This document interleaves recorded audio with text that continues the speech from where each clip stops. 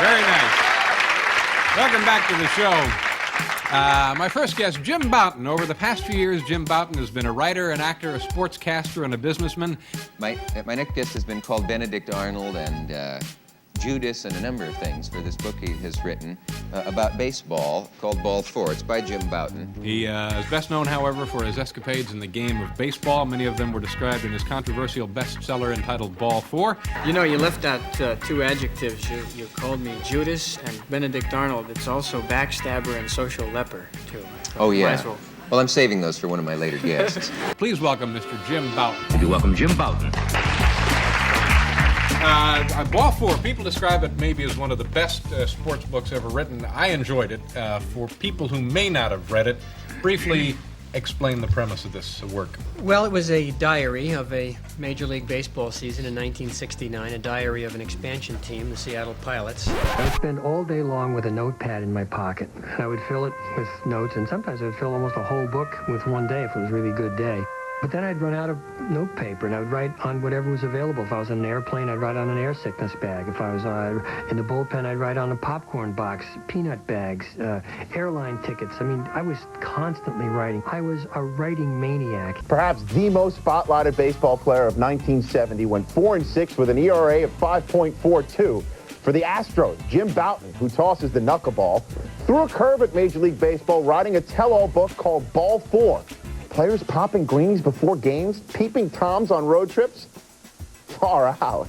But I guess it was considered controversial because it was the first sports book to tell what it was really like in the locker rooms and the dugouts, what the players actually said on the bus, and it used the language of the locker room and told some things that hadn't been told before in a sports book. What was the status of your career at that time? Because most people probably remember you as pitching for the Yankees. Yeah, at that time I was really at the end of the line. I had come up with a knuckleball and I was trying to hang on with the Seattle Pilots. I was 30 years old and I was a very marginal player. It's a very difficult pitch to catch because if it does what it's supposed to do, How about to hit, you though? can't catch it.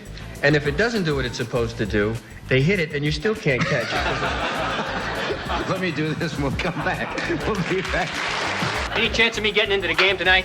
Have you got a ticket? Probably the most controversial thing I said, and this is 7 years ago, was that, one time Mickey Mantle came up to bat and he hit a home run with a hangover. And Mickey drank a lot and probably, more than his share from time to time. He came into the dugout afterwards and, we said, how'd you do it? Mickey said, I hit the middle ball. Joe Schultz, who was the manager of the Seattle Pilots. Great thing about Joe was he was sort of the opposite of Vince Lombardi. He used to feel sorry for us when we would lose, He'd call us in for a meeting and tell us that, we just weren't that good and not to worry about it. And Doug Rader, who I remember as a third baseman for the Astros, right? Yes. Doug liked to make his teammates throw up. It's some very disgusting things. Well, take a shot at one here. Oh, he's always chewing tobacco, and spitting it all over the place. And one time I saw him spit it up on the ceiling, and then when it oozed on down, he tried to catch it in his mouth. Catch it in his mouth, yes. Certainly poetry, ladies and gentlemen. My first night with the New York Yankees, we were on a road trip in Washington, D.C. I'll never forget this. We're staying at the Shoreham Hotel, and at 3 o'clock in the morning, there's a knock on my door, and it's Whitey Ford, Mickey Mantle, Clete Boyer, Ralph Terry. Half the team are there. They want to take me up on the roof of the Shoreham Hotel to get drunk and look in windows. And I realized I wasn't in shape to be a Major League ball player. This is look in windows to see women undress. Whatever. But it was crazy. I mean, I thought, gee, is this what it's like to be in the big leagues? I played for the Portland Mavericks, and it was a great team because it was sort of anything goes. The manager met me at the airport when I first joined the team. He said, we got one rule on the club, and it's no smoking dope on the front of the bus. Which I thought was fair enough. When the other team would be having a rally, we would suddenly somebody would accidentally throw a baseball out of the bullpen, and we had a black Labrador Retriever puppy trained to chase this baseball, and he would bolt onto the field, chasing after this ball, and then, of course, the game would stop, and then the cops, the opposing players, and the police would spend a half an hour trying to get P.L. Maverick, that was his name, after a famous racing dog, trying to get him off the field. So P.L. is cavorting in the outfield, and they can't get him off. And finally, after about a 20-minute chase, he's exhausted now. He's got to get off the field. Performer that he is, after racing around center field for 20 minutes, he made a beeline for home plate, and in the vicinity of home plate, did his job. And the fans gave him a standing ovation. Because you got a game coming up soon, don't you? Yeah, I have a big game on beer night, Friday night. On beer night? In some parks, they've had problems with that because they give people something like 12 ounces of beer for 2 bits, and the fans get a little bonkers, don't they, sometimes? Yeah, well, as long as they don't stop buying beer. The guys got a little bit drunk last night and started kissing each other, you know, all in good fun, and you can read into it whatever you want to, but it was, I think it makes ball players, you know, kind of interesting. Wait a minute. Howard, do some of the guys still angry at you? Well, some of the big league ball players who I played with on the Yankees are. Mickey Mantle is still mad at me. He won't speak to me, and I don't get invited back to Old Timers Day. Even though I was the last Yankee pitcher to win a World Series game, I still don't get invited back. You know what the Yankee ball players did? They took Bouton's uniform, they threw it into the toilet and defecated on it. Did you ever hear that story? Are you in any danger of when you walk out in the field these days and play from your fellow teammates? Not from my fellow teammates, but I think some guys on the other teams would like to kill me, and it wouldn't surprise me if I got punched in a hotel lobby somewhere. When I first came up in 1962, if you were an outspoken person or had opinions, you were really the oddball in the clubhouse, because baseball was ball players were tended to be narrow and suspicious and not really open-minded. You know, they think that they have to project a certain image of themselves, and I think the baseball establishment thinks that the fans expect certain kinds of behavior from ball players, so they get outraged when anything different than that comes across. But I think they're, misguided in this area, because the mail that I've been getting, I've gotten over 100 letters, and it's about 8 to 1 from people who you would call respected members of the community, saying things like, wow, it's a breath of fresh air, and I'm excited to find these things out, and it makes baseball interesting. And the commissioner is supposed to have called you in and had a dramatic scene that would have been the envy of any drama writer. What actually happened there?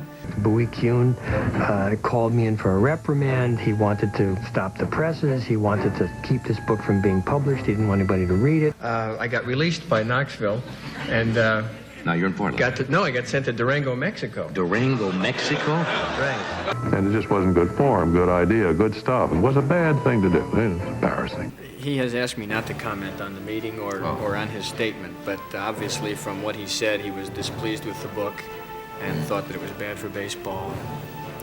Obviously, I disagreed with him because I said I'm still glad that I wrote the book.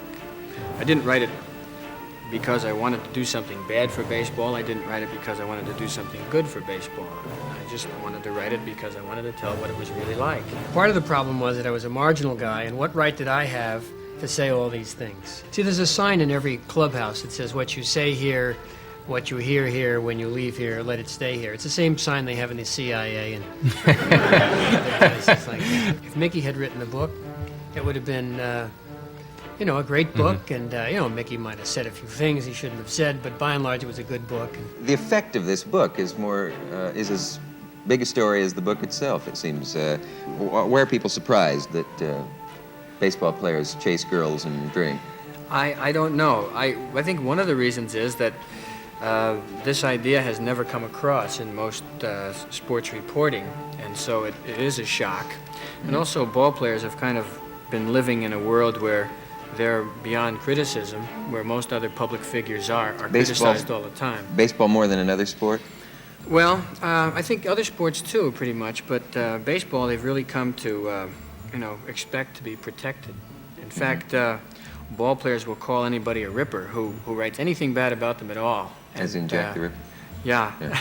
In fact, a friend of mine, Jack Mann, wrote a book about the decline and fall of the Yankees, and in it he described what a rip was. He said a ball player considers a rip to be anything that doesn't sound like a funeral eulogy to family and friends. Sports writers started writing these columns. Dick Young devoted like 4 consecutive columns in a row to what a terrible thing this was, these locker room secrets.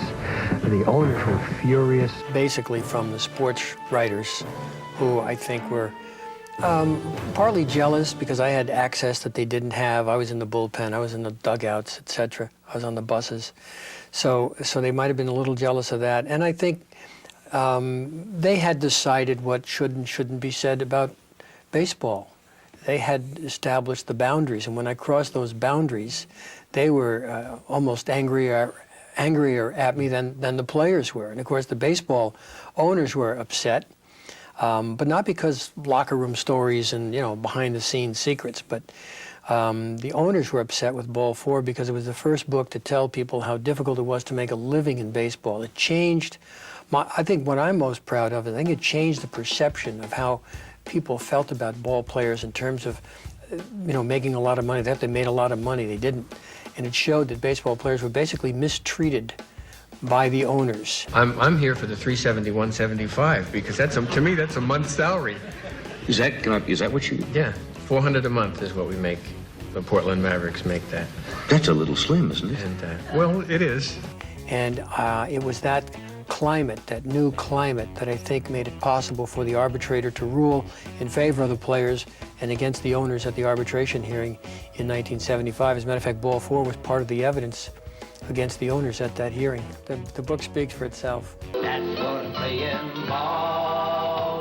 I'm very glad you could be here tonight. Thank you, Jim David. Bouton, ladies and gentlemen.